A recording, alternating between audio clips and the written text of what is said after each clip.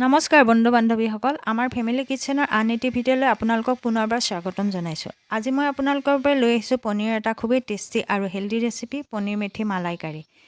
বন্ধু বান্ধৱীসকল ৰেচিপিটো চাই থাকিব শেষলৈকে। ইয়াৰ বাবে প্ৰথমতে মই লৈছোঁ পনীৰ 200 গ্ৰাম, মেথি শাক 2 মুঠি লৈছোঁ। মেথি শাকখিনি মই খুব ভালকৈ ধুই পানীৰ পৰা টুকি লৈছোঁ। আৰু লৈছোঁ পালেং শাক আধা মুঠি। বন্ধু বান্ধৱীসকল মেথি শাকৰ এটা তিতা তিতা টেষ্ট থাকে, সেই তিতা ভাৱটো বেলেঞ্চ কৰিবৰ বাবে মই পালেং শাকখিনি লৈছোঁ। প্ৰথমতে মই পনীৰখিনি সৰু সৰুকৈ কাটি ল'ম। আপোনালোকে যিকোনো শ্বেপতে ইচ্ছা অনুসৰি কাটি ল'ব পাৰে। এয়া মই পনীৰখিনি সৰু সৰুকৈ টুকুৰা টুকুৰ কৰি ল'লোঁ। মেথি শাকখিনিও মিহি মিহিকৈ কাটি ল'লোঁ। মেথি শাকৰ লগতে পালেং শাকখিনিও মেথি শাকৰ দৰে মিহি মিহিকৈ কাটি ল'লোঁ। এতিয়া এইখিনি মই বেলেগে বেলেগে ভাজিম। প্ৰথমতে মই পনীৰখিনি ভাজি ল'ম। গেছটো অন কৰি তাৰ গেছৰ ওপৰত কেৰাহীখন তুলি দিলোঁ। কেৰাহীখন গৰম হোৱাত 2 চাহ চামুচ গৰু ঘিউ দিলোঁ।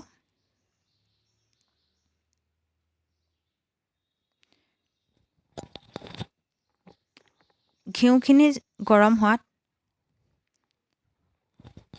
মই কাটি লোৱা পনীৰখিনি কেৰাহীত দি দিলোঁ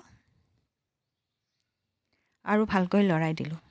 পনীৰখিনি মই অলপ ৰঙচুৱা হোৱাকৈ ভাজিম। লাহে লাহে পনীৰখিনিয়ে ৰঙচুৱা বৰণ ধৰিছে।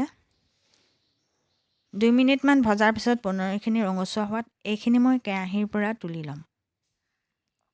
ঠিক তেনেদৰে কেৰাহীত 1 চাহ চামুচ তেল দি মেথি আৰু পালেং শাকখিনিও মই দি দিলোঁ। 2 মিনিটমান ভজাৰ পিছত যেতিয়া শাকখিনি ভাজ খাব তেতিয়া শাকখিনিও মই কেৰাহীৰ পৰা তুলি ল'ম। এতিয়া গৰম হৈ থকা কেৰাহীখনত 2 টেবুল চামুচ তেল দিলোঁ আৰু 2টা মধ্যমীয়া আকাৰৰ পিঁয়াজ দীঘল দীঘলকৈ কাটি তেলত দি দিলোঁ। পিঁয়াজখিনিও মই ৰঙচুৱা হোৱাকৈয়ে ভাজিম। লাহে লাহে পিঁয়াজখিনি ৰঙচুৱা বৰণ ধৰিছে। মাজে মাজে লৰাই থাকিব, নহ'লে পিঁয়াজখিনি বেছি ভাজ খাই তিতা হৈ যাব।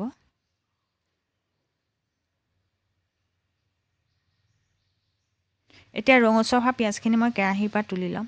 এয়া মই ভাজি লোৱা পনীৰ, পিঁয়াজ আৰু মেথি পালেং শাকখিনি।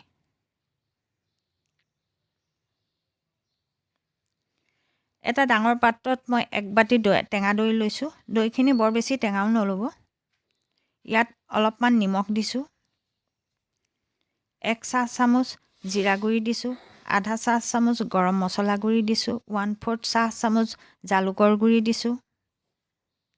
আধা চামুচ কষ্টুৰি মেথি দিছোঁ। 1 চাহ চামুচ আদা নহৰু বটা দিছোঁ। আৰু দিছোঁ 1 চাহ চামুচ জলকীয়াৰ গুড়ি। জ্বলাৰ পৰিমাণটো আপোনালোকে কম বেছি কৰি ল'ব পাৰে। এতিয়া এখন চামুচৰ সহায়েৰে মই গোটেইখিনি সামগ্ৰী ভালকৈ মিহলাই এটা দৈ ঘোল বনাই ল'লোঁ।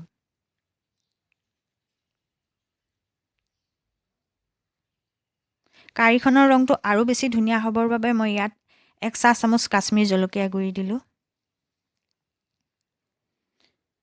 এতিয়া মই ভাজি লোৱা পনীৰখিনি দৈ ঘোলটোৰ লগত মিহলি কৰি এখন চামুচৰ সহায়েৰে খুব সাৱধানে মিলাই দিলোঁ। খুব সাৱধানে মিলাব, নহ'লে পনীৰখিনি ভাঙি যাব পাৰে।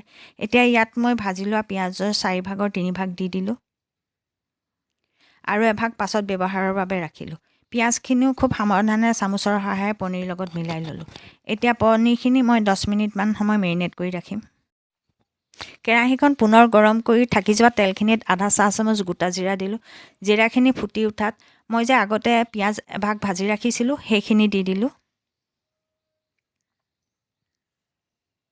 আধা মিনিটমান ভজাৰ পিছত মই ইয়াত 2 চাহ চামুচমান আদা নহৰু বটা দি খুব ভালকৈ লৰাই দিলোঁ, যাতে আটাইখিনি সামগ্ৰী তেলৰ লগত ভালদৰে মিহলি হয়। আদা নহৰুৰ কেঁচা গোন্ধটো যোৱাত ইয়াত মই পিচি লোৱা ডাঙৰ বিলাহী এটা দি দিলোঁ আৰু খুব ভালকৈ লৰাই গোটেইখিনি সামগ্ৰী তেলৰ লগত মিহলি কৰি দিলোঁ।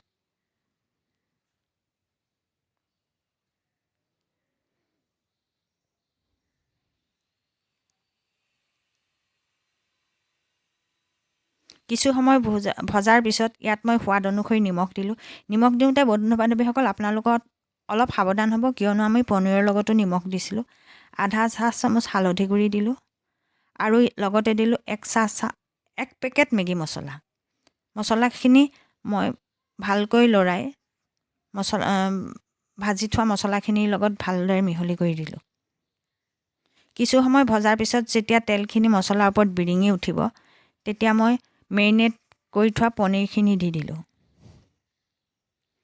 আৰু লৰাই গোটেইখিনি সামগ্ৰী ভালদৰে মিহলি কৰি দিলোঁ।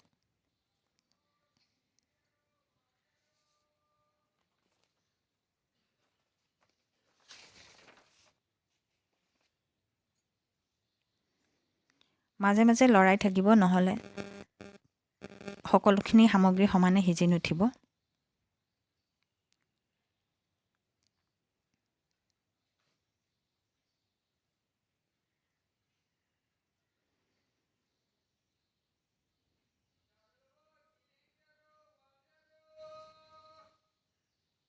কিছু সময় ভজাৰ পিছত মই ইয়াতে ভাজি থোৱা মেথি পালেং শাকখিনি দি খুব ভালদৰে লৰাই গোটেইখিনি সামগ্ৰী মিহলি কৰি দিলোঁ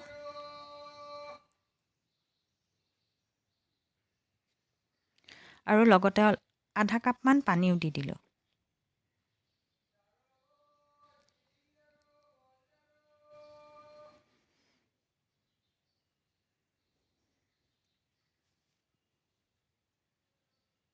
তিনি মিনিটমানৰ পাছত এই কাৰীখন আৰু টেষ্টি কৰিবৰ বাবে মই ইয়াত 2 চাহ চামুচমান ক্ৰীম দি গোটেইখিনি সামগ্ৰী খুব ভালকৈ লৰাই দিলোঁ।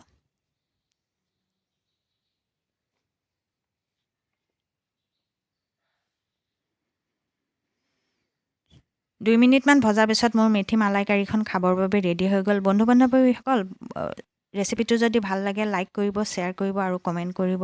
যিসকল বন্ধু বান্ধৱী আমাৰ চেনেলটোলৈ নতুনকৈ আহিছে তেওঁলোকে আমাৰ চেনেলটো ছাবস্ক্ৰাইব কৰি দিব। ধন্যবাদ।